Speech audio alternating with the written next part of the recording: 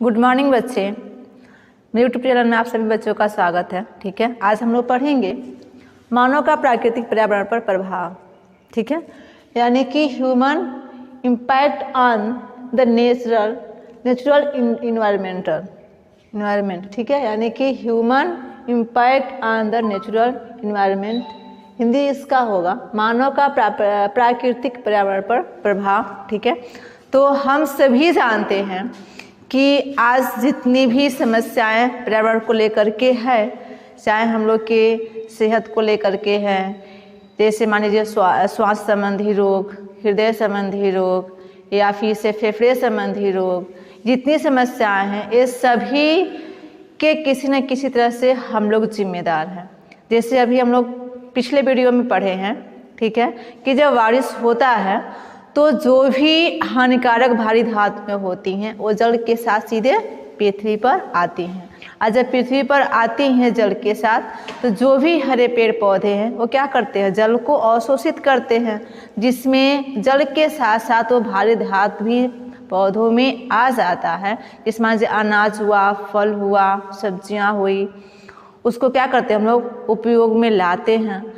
तो कह रहा है कि एक श्रृंखला बन जाती है। ठीक है, कि जो हम लोग कीटनाशक दवाएं जो स्प्रे कर रहे हैं सब्जियों पे, अनाजों पे या यूज कर रहे हैं, उसका किसी न किसी रूप में प्रभाव देखने को मिल रहा है। उसका सिर्फ जिम्मेदार जो है मनुष्य है, यानी कि हम लोग हैं। तो देखिए, मानव प्रकृति का सबसे बुद्धिमान प्राणी है। ठीक है, यानी कि इस धरती पे जितने जीव हैं उन सभी जीवों में सबसे बुद्धिमान देखा जाए तो मनुष्य है, जिसके क्रियाकलापों का पर्यावरण पर बृहद स्तरीय प्रभाव पड़ता है। यानी कि जो भी मनुष्य अपनी दिनचर्या के लिए जो क्रियाकलाप अपना रहा है, जैसे मान के चलिए कि पॉलीथीन, अगर जो मार्केट जाते हैं तो सब्जी लेना है, फल लेना है, इसके लिए अब क्या हम झोले लेके नहीं जाते हैं, दुकानदार क्या करता है, हमें पॉलीथीन में पैक करके दे देता है। या जो भी टॉफ़ी, बिस्किट, नमकीन आ रहा है सब क्या आता है, पॉलीथीन के पैकिंग में आ रहा है। हम लोग उसी के जो है आदी हो चुके हैं। हम लोग जैसे शैम्पू है, साबुन है, सर्फ है, इन सभी का यूज़ हम लोग क्या कर रहे हैं, प्लास्टिक के रूप में कर रहे हैं। और इस तरह से करते करते जो है पूरा एक प्लास्टिक का ढेर हो गया है। और हम सब इसको जानते हैं कि जो प्लास्टिक होता है वो मिट्टी के अंदर सड़ता नहीं है, और न ही उसको जलाने पे वो जलता है। उसमें जलाने पे क्या होता है कि विषैली गैसें निकलती हैं, जो उसका आकार होता है उसमें संकीर्ण हो जाती है और सिकुड़ जाता है, बट वो क्या होता है, नष्ट नहीं होता है। ठीक है, जबकि अगर जो लोहा देखेंगे कि इतनी अगर जो कठोर धातु लोहा है, अगर जो मिट्टी में उसको डाल दिया जाता है तो उसका भी क्षरण होने लगता है, बट जो प्लास्टिक है उसका क्षरण नहीं होता है। वो जस का तस हमारे पृथ्वी में पड़ा रहता है, पृथ्वी के ऊपर पड़ा रहता है। उसका जो है रूप बदल करके उसके प्लास्टिक के सामान, ठीक है, प्लास्टिक के जो भी थैले हैं, इन सभी का हम लोग उपयोग कर रहे हैं, जिसका सीधा सीधा नुकसान मनुष्य के ऊपर ही पड़ रहा है। कह रहा है कि वर्तमान में प्राकृतिक संसाधनों के अत्यधिक दोहन, यानी कि जो भी प्राकृतिक जो भी नेचुरल जो संसाधन है इसका मनुष्य क्या कर रहा है, अत्यधिक दोहन, यानी कि बेकार की खर्च कर रहा है। जिससे मान कर चलिए कि जल क्या आप सभी जानते हैं कि जल जो है पृथ्वी पर 3% जल है और 1% क्या है, थल है। फिर भी जो पीने योग्य जो जल है उसकी मात्रा बहुत ही कम है।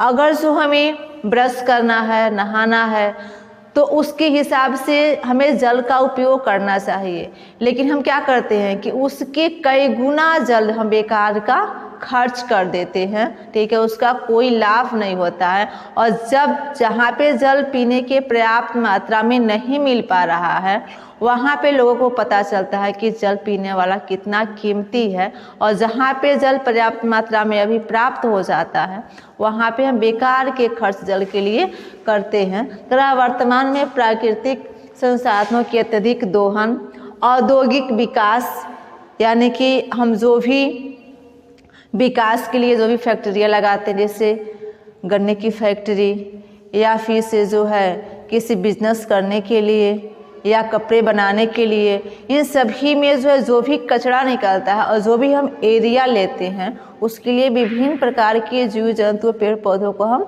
दोहन करते हैं, वनोन्मूलन। ठीक है, वनोन्मूलन कहते हैं जैसे मान लीजिए कि सबके गांव में, पहले गांव में सबके पास थोड़ा थोड़ा जो है बागीचा होता था, आम का पेड़ होता था।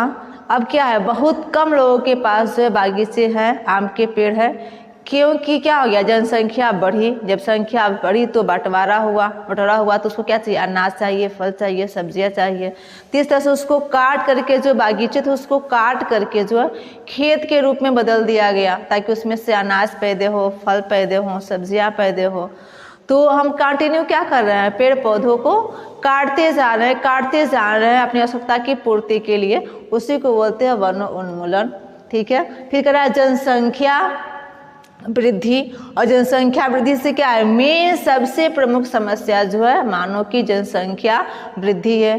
चाहे हॉस्पिटल हुआ, स्टेशन हुआ, स्कूल हुआ, इन सभी में क्या है, एकदम भीड़ मची हुई है, क्योंकि जनसंख्या मानव की इतनी बढ़ चुकी है कि इस पर नियंत्रण पाना जो है बहुत ही कठिन हो गया है। आदि मानवीय क्रियाकलाप पर्यावरण को बहुत अधिक प्रदूषित एवं असंतुलित कर रहे हैं। तो जब इस जनसंख्या को भूख से मरने से बचाने के लिए अनाज, फल, सब्जियां उगाएंगे, हरे पेड़ पौधों को काटेंगे, क्या होगा, हम क्या करते हैं कि वायुमंडल से ऑक्सीजन को लेते हैं और फिर से कार्बन डाइऑक्साइड को छोड़ते हैं। तो जब पेड़ पौधे हरे रहेंगे नहीं, उनकी संख्या कम रहेगी, तो फिर मानव को क्या होगा, शुद्ध वायु नहीं मिल पाएगा। जब शुद्ध वायु नहीं मिलेगा तो श्वसन संबंधी तमाम प्रकार की बीमारियां होगी ही होगी, और जब बीमारी होगी तो उसके लिए उसके पीछे क्या, पैसे खर्च करना, उसके बाद से जो है तमाम प्रकार के दिक्कतें का सामना करना, ये तो करना ही पड़ेगा मनुष्य को। फिर लास्ट में करा, इन मानवीय क्रियाकलापों के कारण उत्पन्न प्रमुख पर्यावरणीय समस्याएं निम्न है। यानी कि जो मनुष्य अपना क्रियाकलाप अपना रहा है, कर रहा है, इससे जो है पर्यावरण में बहुत सी समस्याएं उत्पन्न हो रही हैं, जिसका सीधे सीधे जिम्मेदार मनुष्य है, और उसका जो भी दुष्परिणाम है उसको मनुष्य को ही भोगना पड़ रहा है। ठीक है, इस वीडियो को ध्यान से आप पढ़ेंगे, सुनेंगे। फिर हम लोग मिलते हैं अगले वीडियो में। थैंक यू बच्चे।